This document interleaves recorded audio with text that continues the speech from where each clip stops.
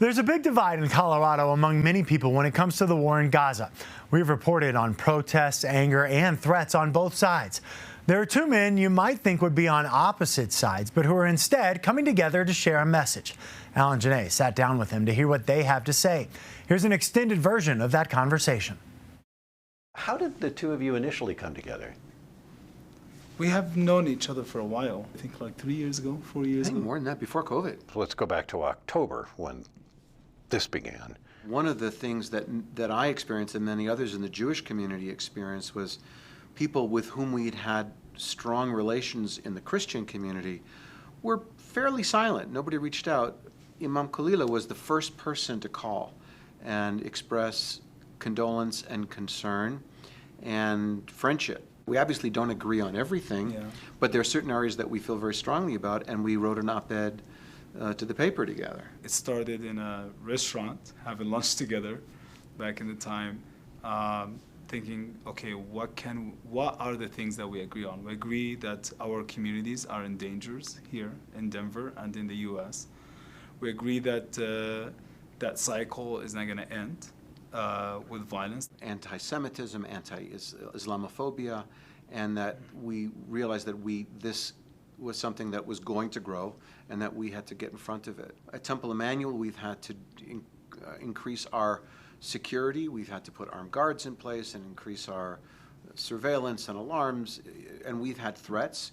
We've had swatting incidents where we had to shut down our school because people had threatened that we were going to be bombed. They've been shot to one of the Palestinian member of the community, to their house. I would say like it's more divisive now in the society that we come across, that you see people are angry or response to something that they don't like with a lot of hate. We increase the security while we didn't have even budget for it, but we have to figure out something, the safety of the people. Many members of the weekend school, many parents, they withdraw their kids because of the fear.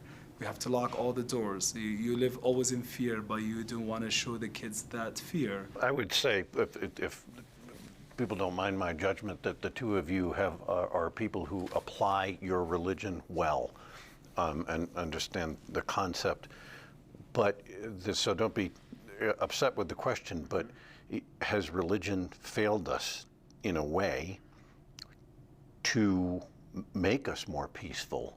I don't think religion fails us. I think it's people who abuse religious ideas. I don't ever blame religion.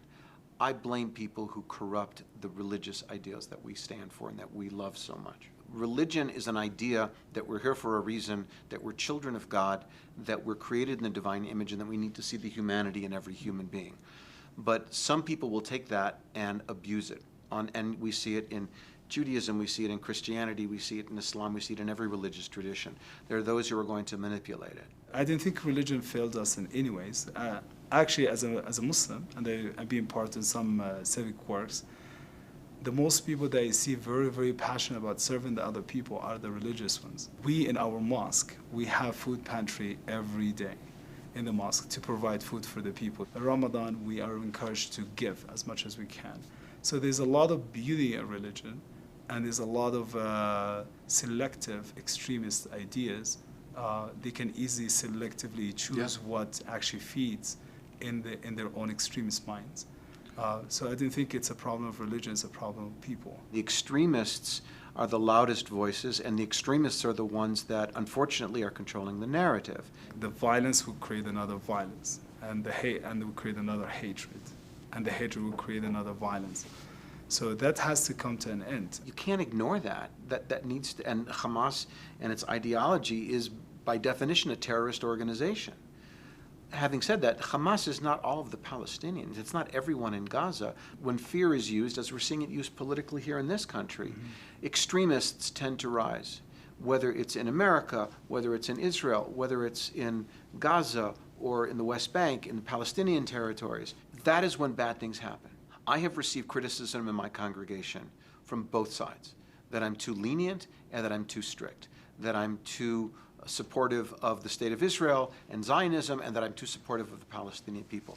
For me, that's where I want to be. We see people come with arms and with heavy artillery to threaten us not to live our life as they live.